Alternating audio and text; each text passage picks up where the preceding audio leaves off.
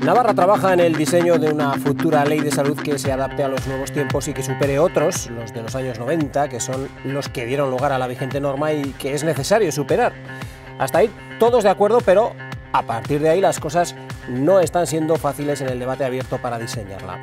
Hoy la Comisión de Personal del Servicio Navarro de Salud ha rechazado la propuesta del anteproyecto y ha criticado que no ha habido negociación alguna con la plantilla y sus representantes sindicales.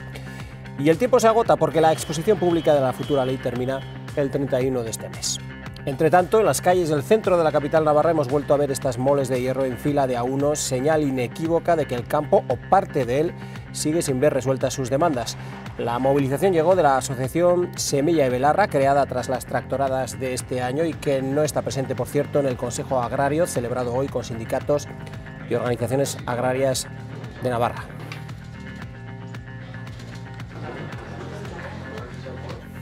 Es que se mira a Europa y a la competencia que viene de fuera del viejo continente, con unos precios, con unos productos difícilmente competibles, como dicen, que se puedan competir con el producto local. Y es ahí donde se quiere, por ejemplo, insistir. Vamos con estas cuestiones y con la salud como primero de los temas de este dilema de hoy miércoles.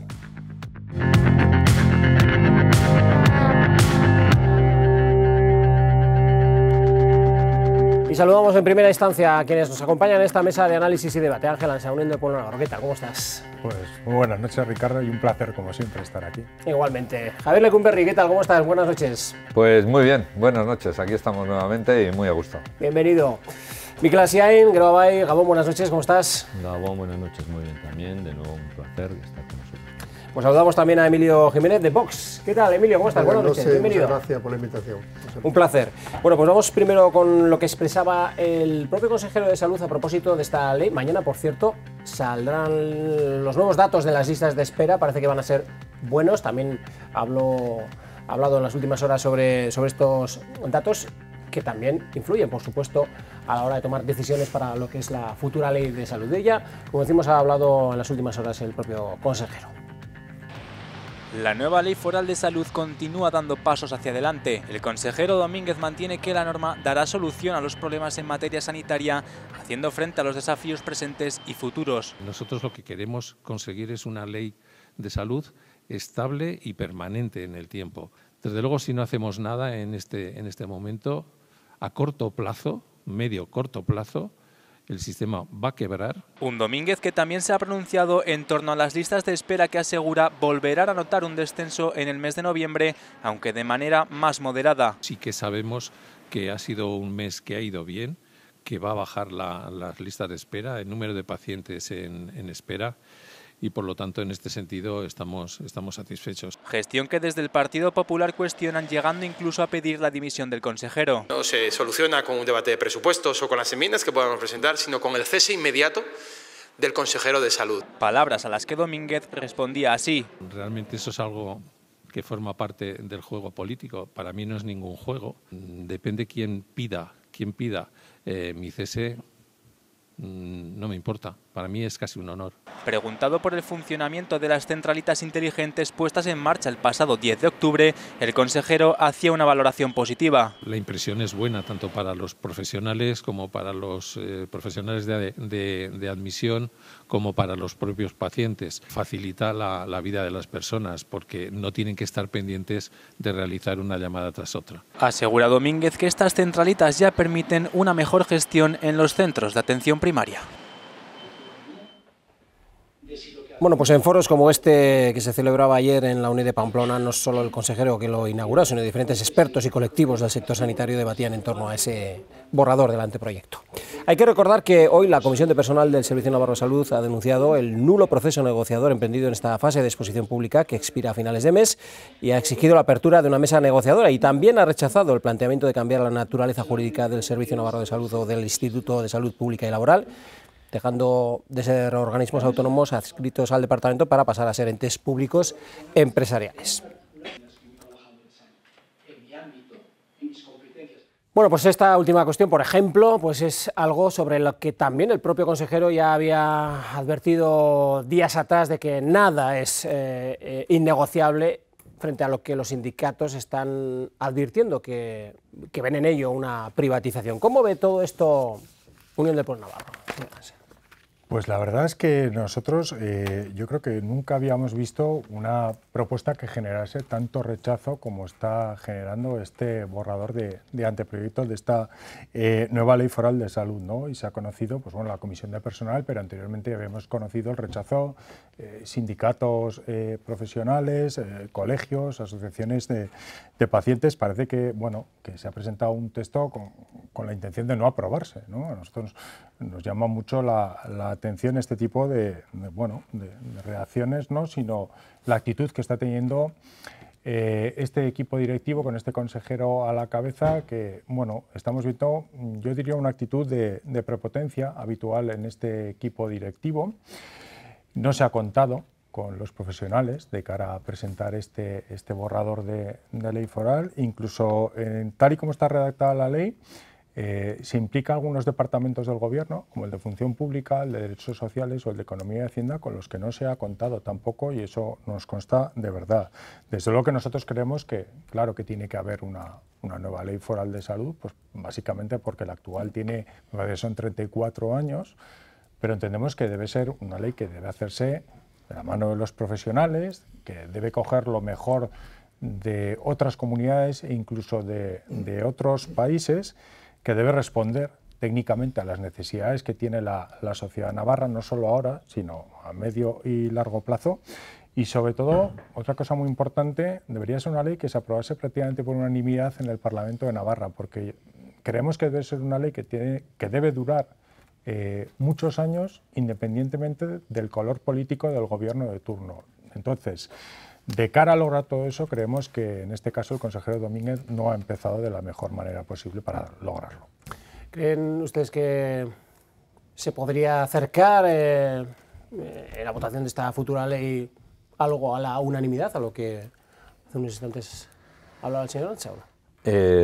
Bueno, sería muy deseable, desde luego, ¿no? Yo, de las cosas que ha dicho el señor Ansa, pues debo decir que en algunas el Partido Socialista pues estamos totalmente de acuerdo, en otras desde luego no, pero estamos de acuerdo, por ejemplo, en que es necesario, después de 34 años, de lo que ha cambiado en estos 34 años la sociedad, las necesidades de los ciudadanos desde el punto de vista sanitario, la tecnología que se aplica en la sanidad, fíjese, hace 34 años no existían ni los móviles, ¿no? Eso a veces ni nuestros hijos se lo creen, que hace 30 años no existían los móviles. ¿Cuánto ha cambiado y cuánto hay que actualizar esta ley para adaptarla a las necesidades y a la sociedad de ahora? En eso estamos totalmente de acuerdo.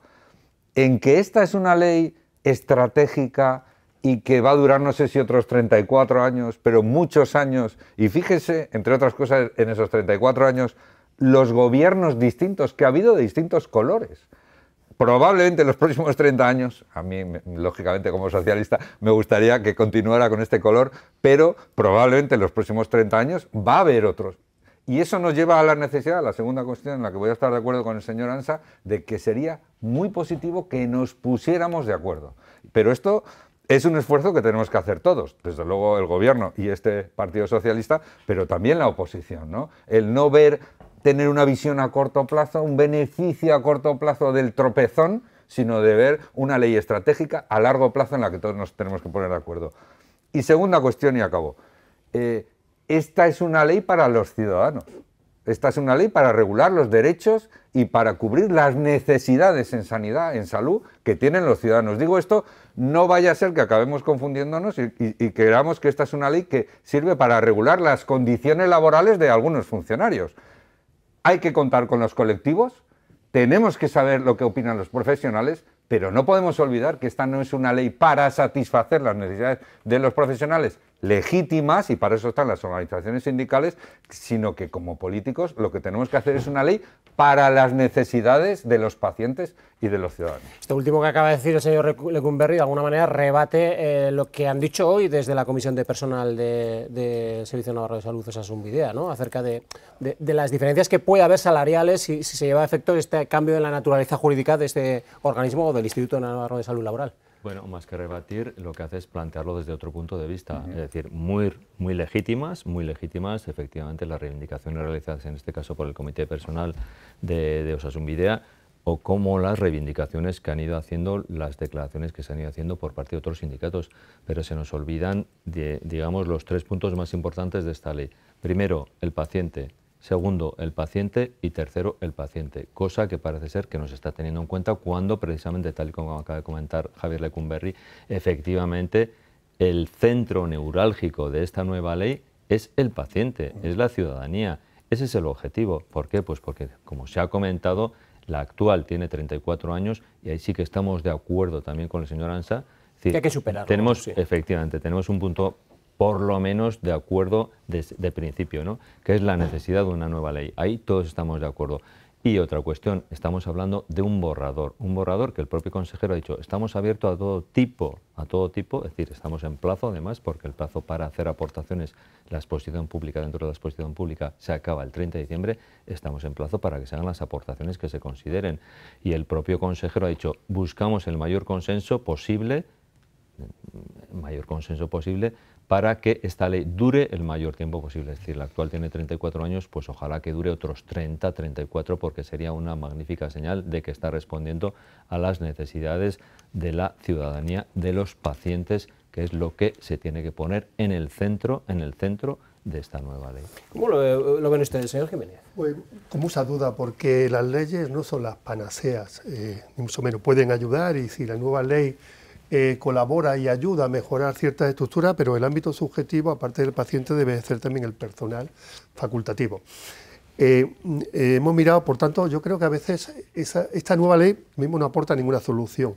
Hemos mirado simplemente desde el 2015 hasta el 2025 y ha habido un incremento de presupuestos del 62,05%. En 2025 vamos a tener 1.510 millones. Es decir, no se trata de recursos económicos, se trata de gestión. Y a día de hoy resulta que el consejero, que ya estuvo en el 2015, o sea, que ya supuestamente tiene ya una antigüedad y una experiencia, nos dice salud defiende una nueva ley para evitar la quiebra del sistema. Sí. Eso es alarmante que lo diga el propio consejero. Entonces, una de dos, o no se ha aprendido o nos hace falta un nuevo gestor. Y yo creo que exactamente el problema no es económico, el problema es de gestión. Y entiendo, además, que con esto que ha dicho ya debería haber sido cesado, haber perdido la admisión, porque entiendo que ha creado alarma social. La ley debe contemplar, el problema no está en el paciente va a haber cada vez más, cada vez vamos a ser más pacientes. El problema es que no tenemos médicos. Y la primera pregunta es, ¿por qué no tenemos médicos? ¿Por qué no tenemos médicos? Porque hace ya un año salió el señor consejero diciendo, falseando en parte la verdad, que los médicos ganan 80 y tantos, 90.000 euros. Y eso no es cierto, porque se coge el convenio, marca que son 40 y tantos. Lo que ocurre es que hay que sumarles pues las horas extraordinarias que se hacen, que son muchas horas porque además están obligados. Por tanto, mal se empieza unas conversaciones, unas negociaciones, cuando no se dice exactamente la verdad.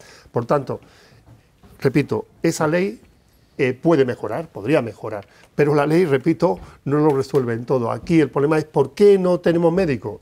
Permítame, señor Jiménez, que escuchemos brevemente, porque este próximo viernes, en la conferencia de presidentes que se celebra en Santander, una de las cuestiones que quiere plantear Navarra es agilizar la homologación de títulos para que puedan venir profesionales de fuera también a ejercer en las comunidades autónomas. Lo decía la portavoz del Ejecutivo Foral, Amparo López, esta mañana tras la sesión de gobierno.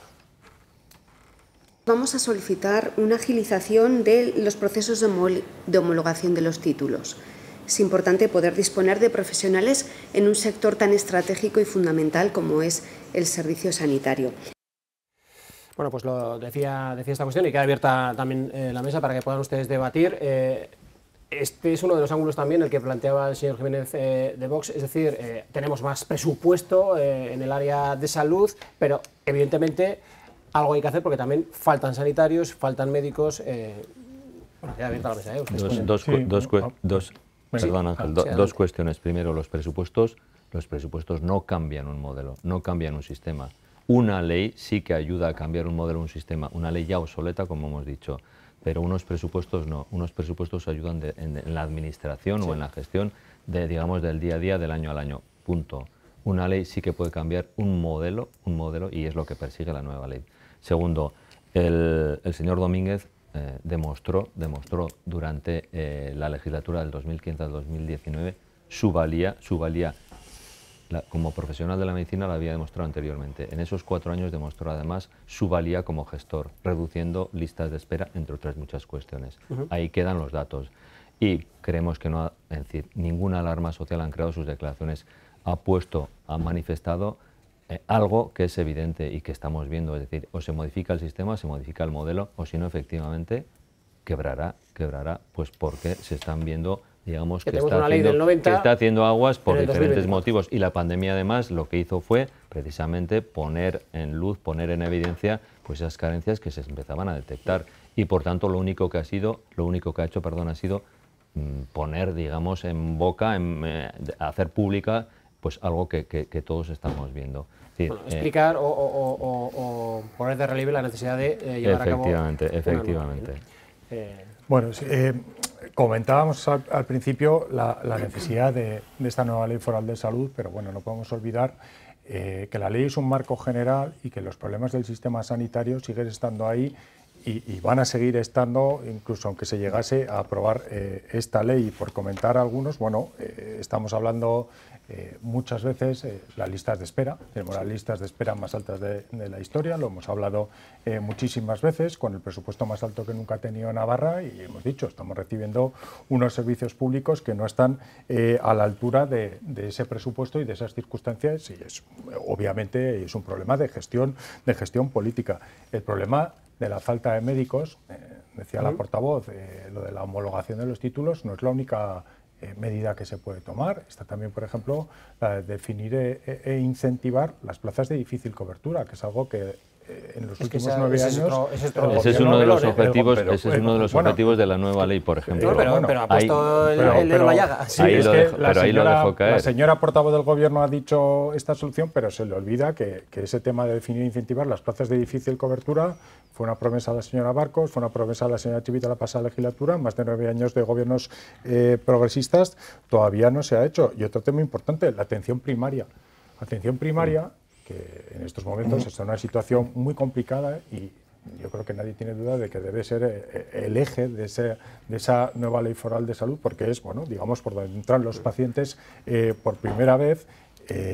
Bueno, es que estamos viendo como ahora, esta semana que estamos debatiendo el presupuesto para el año 2025, atención primaria sufre un recorte presupuestario en muchas de las partidas dentro de la atención primaria, como puede ser en inversiones o en formación de profesionales. Y hay muchos organismos que dicen que no son precisamente sospechosos de una ideología de derechas, vamos a decir ahora que estamos siempre con la izquierda o la derecha, que dice que atención primaria debe tener el 20% del presupuesto del Departamento Total de Salud, y Navarra, atención primaria, para el presupuesto del año 2025 va a estar en el 14% de atención primaria. Es una de las comunidades autónomas españolas que está a la cola. Por lo tanto, estamos hablando de la necesidad de esa nueva ley, pero el sistema sanitario navarro tiene una serie de problemas que el Gobierno debe solucionar, haya o no haya esa ley todavía. No vamos a esperar al mantra de que esta ley va a resolver todos los problemas. Yo, fíjese que estamos diciendo que hay un incremento importante de recursos económicos, que ese no es el problema básico, y sin embargo hemos acabado hablando del salario de los médicos nuevamente, de una cuestión de recursos económicos, ¿no? Del salario de los médicos, bueno, lo digo en general, podemos ser cualquiera de nosotros, pero el salario de los médicos, que hace no mucho fue subido 400 euros lineales, que no nos ha resuelto ninguno de los problemas graves que había, que no ha mejorado el número de médicos que quieren venir a Navarra, que este mismo problema lo tienen el conjunto de las comunidades autónomas, y que al final... ¿Pero entonces qué hacemos? Al final tenemos que pensar en una ley de salud que recoja cuestiones mucho más profundas y transformadoras. Algo de eso se ha dicho aquí también. La atención primaria tiene que ser el pilar básico. La medicina preventiva, con los medios tecnológicos que actualmente tenemos, es fundamental para evitar la inteligencia artificial. Por supuesto que sí, que como todo tendrá sus partes negativas, pero que tiene muchas positivas, y entre ellas en medicina o en salud. Habrá que aligerar la atención hospitalaria. Los hospitales quizás estén un poco colapsados porque venimos de otra forma de tratar la salud. En resumen, creo que si empezamos a hablar de la ley de salud y acabamos hablando del sueldo de los médicos, nos estamos equivocando claramente. Ahora mismo le doy la palabra, señor. Se está comiendo la mitad. A este paso nos va a atender Siri. Nos va a atender a este paso Siri. No, es decir, no yo he hecho una pregunta y no se ha contestado. Yo primero tenía que estar mi compañera, que es médico, seguramente lo explicaría mejor. ¿Faltan médicos? No faltan médicos. Lo que pasa es que no quieren trabajar médicos. Tenemos nada menos 2 universidades, 2 facultades de medicina. ¿Y por qué? ¿No quieren trabajar médicos, por ejemplo, en esas plazas de No quieren trabajar en en Navarra porque hay comunidades vecinas que ofrecen unas mejores condiciones, están mejor pagados, son más apreciados, no están saturados en el trabajo. Aquí tienen de 10 a 12 minutos por paciente y genera estrés. Esto va a parecer como antiguamente el gueto, que conforme pasaba te daban un traje. Una pregunta, señor Jiménez.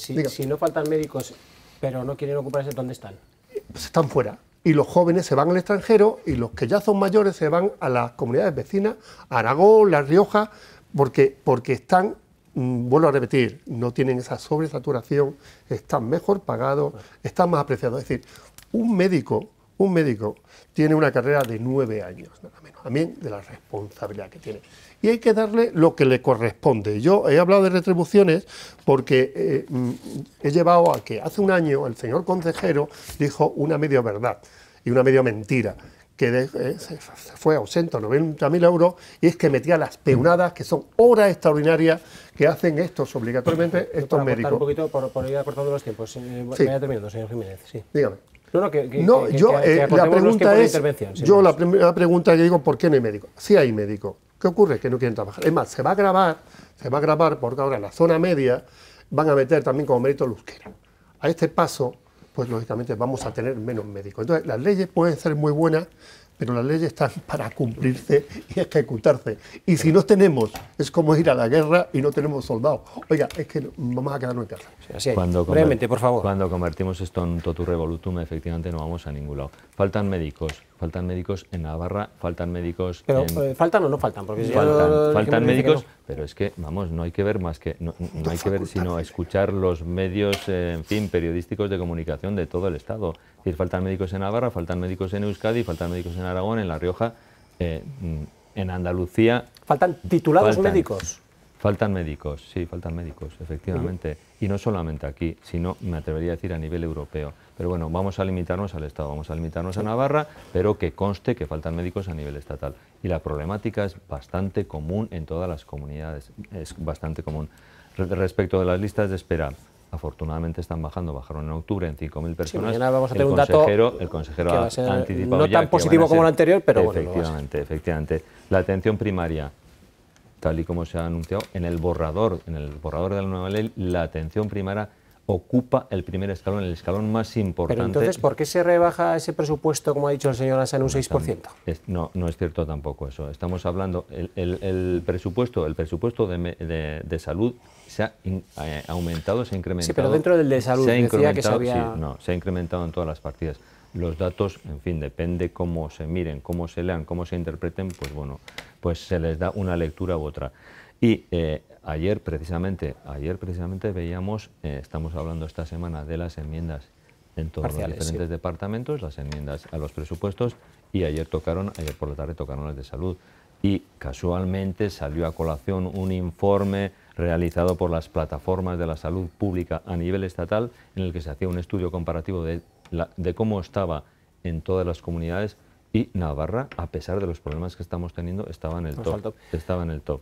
Sí. Señor Ansa, sí, ahora le doy la palabra al señor Lecumberri, pero por rebatir, no sé... los datos que he dado son claros, y Navarra tiene ese porcentaje, 14% dentro del presupuesto de salud, 14% es en atención primaria, debería estar en el 20%, y los datos son así. Yo entiendo que el señor Asiain quiera defender a su consejero, pero el dato es que Navarra está a la cola en cuanto a la inversión en atención primaria. En todo el departamento de salud, la parte de atención primaria, es el 14%.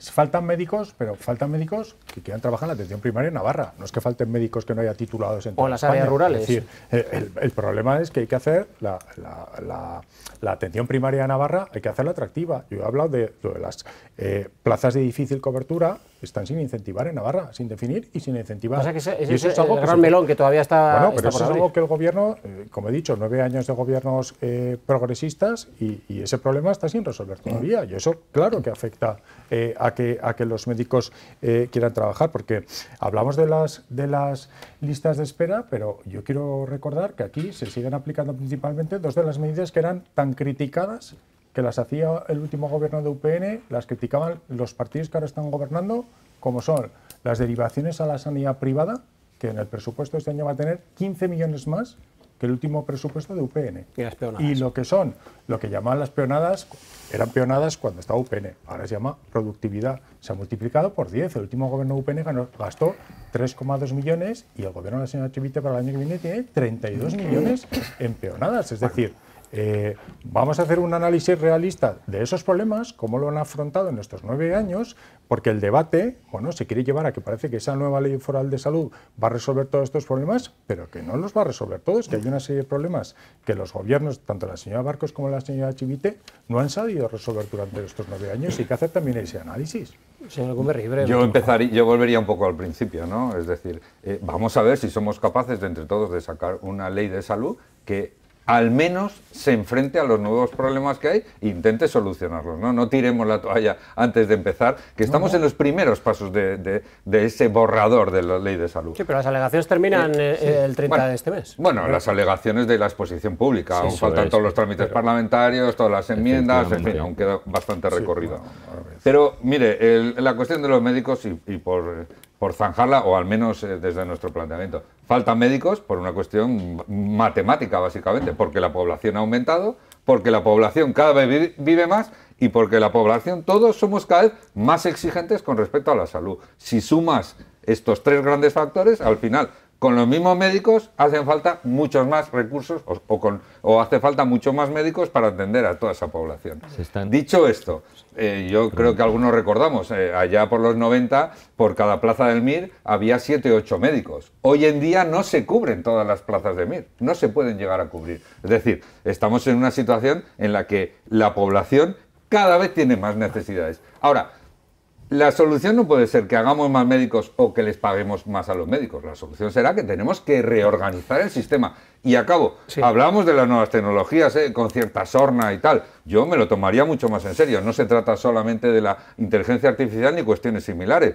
Estamos viendo cómo la tecnología médica está avanzando y está haciendo que muchos procesos sean más rápidos y necesiten menos recursos. Hacia esa reorganización creo que tiene que ir la nueva ley de salud. Perdón. Estamos terminando. Antes le voy a dar la palabra, señora Sierra, pero brevemente, señor Jiménez. Pues nadie está en contra de la tecnología y es una ironía lo de Siri, pero que puede ayudar y la inteligencia artificial ayudará. Pero, vuelvo a repetir, esto no es un problema solamente de legislación, es un problema de gestión. Y no puede un consejero, después de tantos años, decir que el sistema está en quiebra. Eso es falta de diligencia absoluta. Porque corre riesgo. Absoluta. Riesgo, bueno, aquí lo pone. Con la ley para evitar la quiebra del sistema. Para evitar la quiebra. Si no se toman medidas, señor Jiménez, si no se toman medidas pertinentes como la nueva ley de salud, por el consejero, iremos abocados a eso. Me parece a mí que desde luego no es la más adecuada. Sí, pero además le voy a decir... Perdón, necesitamos un sistema Jiménez, gestores, que busquen objetivos, que haya coordinación, que haya... Es decir, es organizando. Las leyes ayudan. Pero no, yo no comparto esa visión. Es decir, la gestión política se basa en las leyes que se aprueban. O sea, no podemos separar gestión de leyes. Como si por un lado va la gestión y por otro lado van las leyes. Vivimos en un país que es un país que se basa en unas leyes y los gestores políticos tienen que mejorar su gestión en base a mejorar las leyes. Repito por aclarar al señor Jiménez, lo que advirtió el consejero es que si no se toman medidas como la nueva ley, estaremos abocados a la quiebra del sistema. No estuvo, en fin, no lanzó... No dijo que el sistema estaba quebrado. Ni muchísimo menos. Que sí, señor Jiménez, que estaremos abocados si no se toman las medidas pertinentes en este momento. Y una de las medidas pertinentes más importantes es la redacción y la puesta en marcha de la nueva ley de salud, que servirá para gestionar y administrar, entre otras cosas, Bueno, la salud... Bueno, voy a ser más claro, brevemente. ¿El sistema está quebrado en su opinión? Perdona, Ricardo, acabo. Simplemente quería aclarar que es que yo creo que se están mezclando cuestiones como la atención primaria, las listas de espera, se está metiendo todo en el mismo saco cuando son cuestiones que no tienen absolutamente nada que ver. Están interrelacionadas tangencialmente, pero no tienen, es decir, no es lo mismo porque puede dar la sensación al telespectador de que, en fin, de que estamos hablando de algo... Por eso que le he trasladado la pregunta brevemente. ¿Usted considera que está quebrado el sistema? No, pero sí, si no se toman medidas, estoy con el consejero que podremos llegar a eso. ¿Y usted, señor Ansa? No, yo creo que no está quebrado. Es obvio que tiene problemas y tiene algunos problemas estructurales que hay que afrontar, pero que se pueden resolver sin que se haya aprobado todavía esta ley. Y sí que un pequeño apunte, si me permite, Ricardo.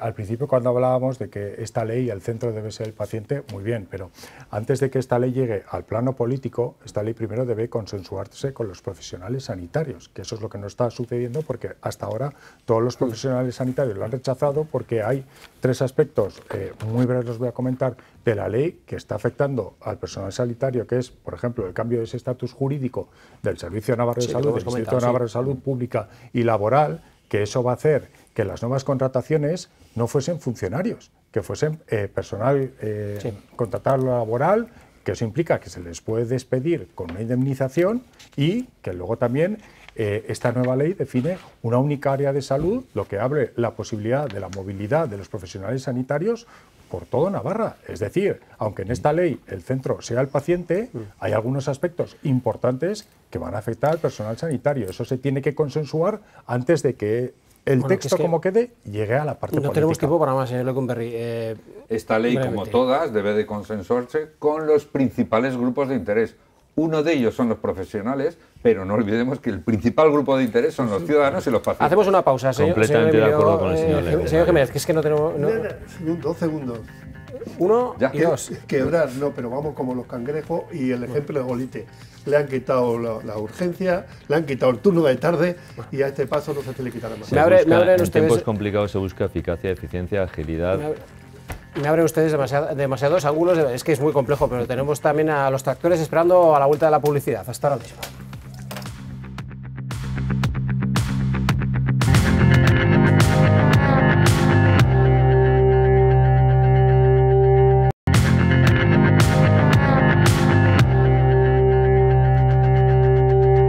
Este pasado martes veíamos a los tractores nuevamente por la ciudad en una movilización que no fue como las de la pasada primavera, pero que puso de manifiesto que el descontento en el sector sigue latente. Fue un centenar, no llegó, de tractores convocados por la Asociación Semilla y Belarra, surgida a raíz de aquellas protestas de comienzos de año y que denunciaba una situación que sigue sin resolverse. Los productos que llegan de fuera de la Unión no tienen el mismo nivel de exigencia que el que se lleva a cabo sobre los productos locales o europeos. En Europa tenemos unas reglas que nos parecen bien para proteger el medio ambiente, para proteger al consumidor, para proteger a la gente que trabaja en el campo, pero se permite la entrada de productos de fuera que no se les exige lo mismo. Pues aquí estamos en clara desventaja. Es como si estuviéramos jugando una partida a las cartas, nosotros con todas las restricciones y ellos con todos los comodines. Bueno, pues en esta movilización de ayer no tomaron parte los sindicatos del sector primario, sí Semilla y Belarra, que fue la que lo convocó, que sin embargo no está formando parte del Consejo Agrario, del que sí forman parte los sindicatos y las organizaciones agrarias, que hoy se ha reunido por tercera vez para tratar de abordar las cuestiones que afectan a este sector y entre ellas, por supuesto, las cuestiones que tienen que ver con Mercosur y con los precios. En la tercera reunión del Consejo Agrario, como tema principal, el acuerdo de Mercosur. Hay un acuerdo que nos permita avanzar en un mercado más amplio del que tenemos en este momento, es positivo, pero evidentemente depende del contenido del mismo, hay que analizar qué efectos tienen determinados sectores. Un sector que dice no puede permitir que las reglas del juego de los agricultores y ganaderos de Navarra sean distintas de los que importan sus productos. Frente a la negociación, los sindicatos presentes describen el tratado como un golpe duro hacia su profesión. Nosotros lo que tenemos que ser duros, beligerantes, porque esto puede ser el final de muchísima parte de la agricultura y la ganadería, sobre todo ganadería de este país. En un consejo sin presencia de Semilla y Belarra, en el que también se ha puesto sobre la mesa la reforma de la PAC. Cambios que el consejero Ayerdi defiende quedan lejos de lo propuesto por el gobierno foral. Fuimos la única comunidad que se opuso al criterio en el conjunto del Estado, en ese momento, al modelo de PAC que se planteaba, que lógicamente es el origen al final de una parte importante de los problemas. Y son estos precisamente dos de los motivos que han llevado al sector agrario a la tractorada que recorrió ayer la capital navarra. Hay que ser respetuosos con las movilizaciones. Yo creo que todos los sectores, pues lógicamente quieren expresar ante la opinión pública y ante las administraciones cuál es la posición ante determinados temas. Preguntado por la ausencia sindical en la movilización, Mariain era contundente. UAGN lleva en la carretera muchos años y ese es el recorrido de UAGN, y lo que hagan otros, evidentemente yo no soy quien para juzgarlo ni lo quiero juzgar. Y aunque por separado, las protestas continuarán a finales de este mes. Bueno, pues más allá de quiénes y si se secundan o no este tipo de movilizaciones, lo que parece un hecho es que el sector todavía atraviesa problemas. Incluso nos quedamos con esto que decía el representante de la UAGN esta mañana, decía que bueno, pues hay riesgo de que se está poniendo en peligro el trabajo de las explotaciones agrarias navarras. ¿Y esto es así? ¿Lo ven ustedes también así, de que existe este riesgo? ¿Y qué se puede hacer ante ello? Claro, porque es un problema que no solamente tiene solución aquí en Navarra. Aquí se pueden hacer cosas, pero también en el conjunto de España y por extensión en Europa. Hemos visto esas protestas de ayer de esta asociación, totalmente respetable, pero es verdad que uno de los mensajes que trasladaban, yo creo que podemos compartirlos todos en cuanto a la situación del sector primario y la preocupación que tienen, pues que es un sector en cuanto a la gente que se dedica a él, que cada vez va menos y necesitan una serie de que se tomen medidas, que se les ayude, pues porque hay muchas familias navarras que pertenecen a este sector primario fundamental, que no podemos olvidar que es el que nos da de comer todos los días, ¿no? Y es verdad que estos sindicatos principales sí que van a ir el lunes a esa manifestación contra este tratado, este pacto que se ha firmado entre la Unión Europea y Mercosur, que ha generado preocupación y una gran incertidumbre en el sector.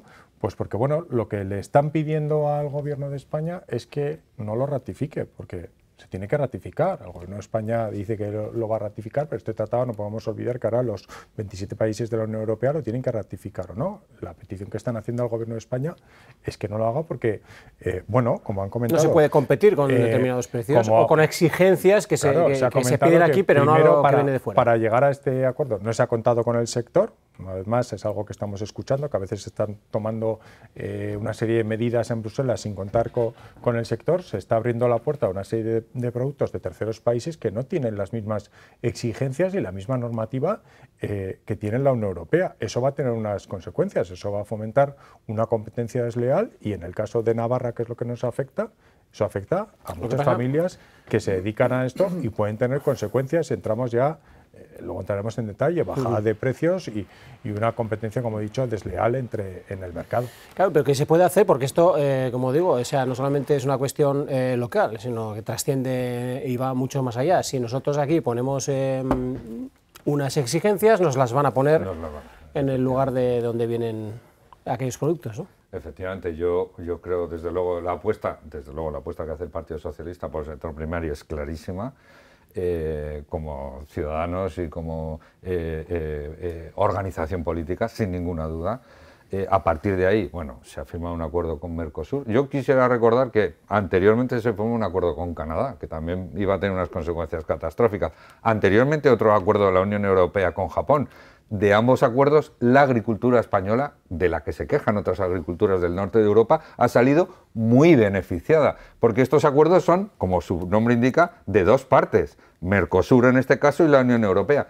La Unión Europea, como en todos los acuerdos, habrá cedido cosas de cara a la exportación, pero no hay ninguna duda que hemos ganado muchas de cara a exportar nuestros productos. Pero entonces, hacia porque se están los productores locales, que son los que han llevado los tractores nuevamente a la calle, porque se quejan entonces? Bueno, yo de lo que he oído, al menos de las quejas de Semilla y Belarra, que por cierto no tiene representación en el Consejo, porque no se presentó a las elecciones al Consejo, bueno, eso está claro. Digo, porque a veces diera la sensación de que le torpedean o le impiden. No se presentó a las elecciones, luego están representados los sindicatos que se presentaron, UAGN y en Nafarroa. Y a partir de ahí, bueno, creo que hacen un pequeño totum revolutum, probablemente con razón, ¿no? Porque al final se trata de aprovechar circunstancias para exponer todas nuestras reivindicaciones de cuestiones fiscales, de fitosanitarios, de limitaciones con el uso de fertilizantes, bueno, hacen una especie de totum revolutum aprovechando este acuerdo de Mercosur, ¿no? Yo creo que el acuerdo, y así lo ha trasladado al menos gente que sabe mucho, como es por ejemplo el ministro de Agricultura, con sus claros y sus sombras, va a ser positivo y nuevamente, como ocurrió con Canadá y con Japón, probablemente sea positivo para los agricultores del sur de Europa y concretamente a la potencia que tiene nuestro país. A partir de ahí, creo también que hay que valorar, por ir un poquito más a lo local y ir acabando ya, pero hay que valorar también los acuerdos que se ha llegado con UAGN y N, que han sido además favorablemente, así se han visto muy favorablemente, desde luego de medidas fiscales que ahora mismo estamos aprobando en el Parlamento y que van a significar una serie importante de mejoras en la fiscalidad del sector agrario, que esperemos que sirva para que funcione mejor, para que tenga mejores resultados y para que atraiga mucho más a gente joven y a un sector tan importante para nuestra economía, ¿no? Empezaría también comentando la apuesta clarísima y rotunda que hacemos desde Geroa Bai por el sector primario. Y empezando, bueno, yo creo que eso, quienes están en esta mesa, está fuera de todo. Sí, pero bueno, yo creo que a veces viene bien remarcarlo, empezando por el propio consejero, que siempre ha tenido las puertas, lo he dicho en muchas ocasiones, las puertas abiertas de su despacho para reunirse en cualquier momento, atender sus reivindicaciones y desde luego recoger por lo menos las que puede y trasladarlas en muchas ocasiones a mesas que no le corresponde, decir que en las que no puede tomar decisiones, como puede ser en Madrid o como puede ser en Europa, ¿no? Pero cuando menos recogerlas y trasladarlas a esos foros. Eso para empezar. Y preocupación, bueno, sí, cualquier nuevo acuerdo efectivamente pues puede generar cierta preocupación, pero más allá de eso también, de esa preocupación, creo que genera unas expectativas, abre unas posibilidades en un mercado que estamos hablando de 700 millones de posibles consumidores también del producto del agro navarro, no lo olvidemos, es decir, la industria agroalimentaria en Navarra supone un 5% del PIB, es una industria importante y para esa industria se abre un mercado de 700 millones. Lógicamente hay que poner también una serie de condiciones, es decir, controles sanitarios de los productos, sobre todo que van a venir, que pueden venir de fuera a competir con los de aquí, que existan los mismos controles sanitarios de productos sociales, laborales. Pero ese es el que es la cuestión de lo que se está hablando. Efectivamente, pero bueno, estamos hablando un poco en principio de preocupación de apriorismos, es decir, estamos marcando ya el terreno para que bueno, no lleguen a darse esas circunstancias a posteriori. Nos parece bien que se pongan encima de la mesa previamente, incluso que Semilla Belarra legítimamente salga a la calle a protestar por una posible incidencia en esas cuestiones. De momento posible, estamos hablando de posibles, que nos parece bien porque se tienen que establecer controles previamente, ¿eh? Nos parece bien, pero entiendo que también hay que valorar ese mercado de 700 millones de personas que se abre para el producto también navarro. Es decir, de la misma manera que corremos el riesgo de que determinados productos de Argentina, de Chile, me da lo mismo de donde sean cárnicos o cerealísticos, por ejemplo, porque son países productores en esos terrenos, pues bueno, que puedan venir aquí, lo mismo puede ocurrir a la inversa. Por tanto, es decir, en unos momentos en que además se están estableciendo aranceles con otros, bueno, en otros ámbitos, sobre todo con China y con Estados Unidos. Así es, señor Jiménez. Bien, los navarros deben estar, igual que los españoles, preocupados porque estamos hablando nada menos que de soberanía alimentaria. Nos tenemos que acordar del COVID, quien nos dio de comer. Si ya tenían problemas con terceros estados, Marruecos, aún no nos acordamos de las dichosas fresas que vinieron contaminadas. Es decir, estos agricultores ganaderos no se quejan por vicio, se quejan porque quieren las mismas condiciones a esos terceros países. No puede haber una competencia desleal, tiene que haber cláusulas de espejo. No sé, además hay una corresponsabilidad por parte de Navarra y España y Europa. Se han metido en lo que yo llamo religión climática. Religión climática, ¿no? Religión. Pacto verde, sí, casi la religión. El tótem es el cambio climático. Ya tenemos cambio climático, esto sí, en China, en India, eso no existe. Estrategia de la granja a la mesa, leyes de restauración de la naturaleza. Hemos visto lo que ha pasado en Valencia por la destrucción de presas y no limpieza de cauces y lindes. Por el cambio climático. No, por las leyes de restauración de la naturaleza que no permiten nada. Se han quitado tal. Es decir, están haciendo un daño tremendo, tremendo a los europeos.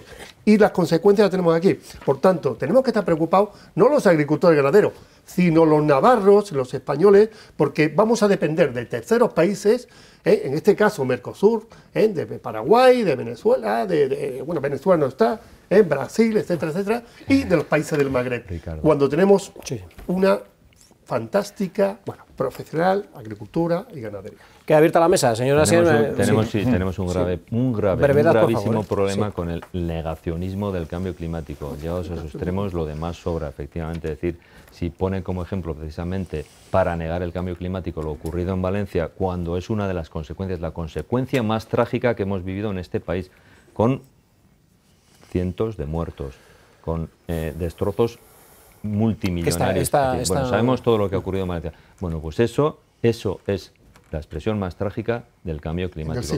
Si estamos negando eso, no podemos ir a ningún lado. Perdón, vamos a ver, aquí nadie ha negado nada. Yo ya se lo he explicado muchas veces. Usted ha estado negando hace 2000 años los griegos de religión, de lo que usted llama religión climática, irónicamente. Religión climática. Cuando uno se mete en el agua de un río, nunca se baña en las mismas aguas. A cambio, todo fluye en la vida.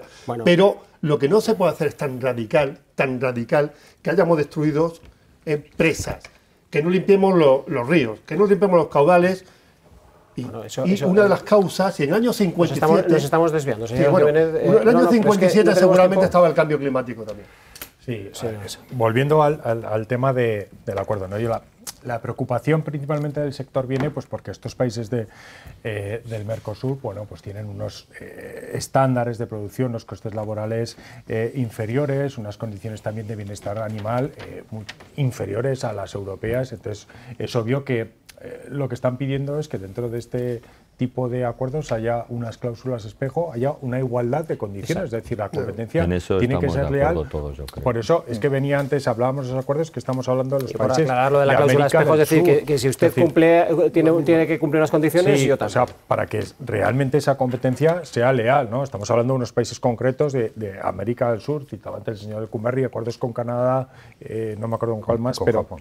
Estos tienen unas condiciones muy específicas que yo creo que es lo que está levantando la voz el sector primario en ese sentido. Yo creo que es importante, además de esa protesta que van a tener el lunes en Madrid, yo creo que es importante que el señor Sánchez, el ministro de Agricultura, les escuche, les haga caso, pero aquí también me parece importante que la señora Chivite escuche, y si tiene que dirigirse al señor Pedro Sánchez para decirle que no ratifique este acuerdo porque está en peligro la supervivencia del sector primario en Navarra, que lo haga y defiende los intereses de este sector primario en Navarra. Señor Lecumberri, brevemente. Bueno, claro, estas cosas son muy complicadas, ¿no? Primero, pedirle a la señora Chivite que se insubordine contra el Estado para que les haga... Bueno, no ha dicho insubordinarse, ha dicho que haga valer las protestas o las reivindicaciones, mejor dicho. Fíjese que probablemente son acuerdos complejos, ¿no? Pero algo de lo que todos nos damos cuenta, ¿no? Es decir, el sector cerealístico, claramente contra los grandes latifundios que pueda haber por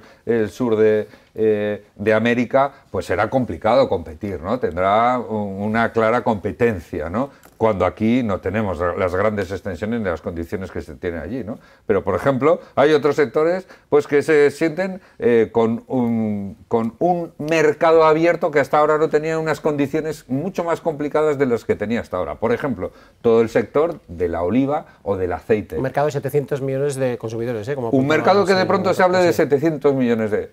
Por ejemplo, toda la industria agroalimentaria, potentísima en Navarra, que allí no existe a los niveles de desarrollo que tenemos aquí, que no tienen la capacidad de producción que tiene nuestra industria agroalimentaria. Todo el sector de la hortaliza y de lo que llaman la agricultura verde, que tampoco tienen las capacidades que tienen allí. Es decir, como todos acuerdos, se trata de que ganar, alguno va a tener que cambiar algunas cosas, pero en general yo creo que los vaticinios tan oscuros que se están planteando no van por ahí. Estamos terminando. ¿Tienen ustedes 20 segundos Nada, para una curiosidad, concluir, aparte del Pacto Verde Europeo, que ya sabe que es conseguir esos objetivos climáticos, 0 emisiones netas de gases de efecto invernadero para el 2050. Mire, hoy las ganaderías contaminan para hacer sus necesidades básicas, o sea, los purines, metano, por metano 200 gramos por vaca. A este paso nos medirán también a nosotros, es decir, tenemos que hacer una transición tranquila, lenta, con ese desarrollo sostenible. Lo hablamos hoy en día de la pesca, quieren pasar de 100 y pico días de pesca a 20 y tantos. ¿Qué hacemos con estos trabajadores, con esa familia, con ese comercio y con esto? Es decir, vamos, ese radicalismo, esa fe absoluta, como digo yo, son todos ateos, pero en el tótem estamos terminando. Creen todo. El problema yo creo que es que el cambio climático... Por terminar al menos por mi parte en positivo, creo que al menos 3 de los contertulios de esta noche estamos de acuerdo en la necesidad de esas cláusulas espejo para que compitamos en igualdad de condiciones. Algo que hay que trasladar, por supuesto, al acuerdo, es decir, a Europa, a la Comisión Europea, y que cada uno de los países, efectivamente, que componemos la Unión, pues nos ratifiquemos en la necesidad de la implantación de esas cláusulas espejo para competir en igualdad de condiciones. Señor Lecumberri, brevemente. Sin duda, las cláusulas espejo, y no solamente por una cuestión de competitividad, sino también de seguridad alimentaria hacia nosotros como consumidores. Eso sin ninguna duda. Pero con el tema del cambio climático, muy rápidamente, podemos hacerlo lento, podemos hacerlo todo lo lento que queramos, pero que es que nosotros no somos los que decidimos el ritmo al que va el cambio climático, que lo estamos viendo año a año cómo está cambiando las circunstancias y cómo estamos viendo situaciones dramáticas cada vez más. Entonces, somos nosotros los que tenemos que adaptar nuestro ritmo de cambio a lo que nos está viniendo encima. Nos lo está diciendo China, nos lo está haciendo India, con el automóvil, bueno, señor Ansa, concluya, por favor. Bueno, pues que le pedimos desde UPN a la presidenta Chivite, que defienda esos intereses del sector primario navarro, que propone esa competencia leal, aunque esos acuerdos, bueno, le suponga también ejercer como presidenta a los navarros y tener que enfrentarse al señor Sánchez, porque la supervivencia de muchas familias navarras está en ello. Gracias a los 4 por habernos acompañado en esta noche.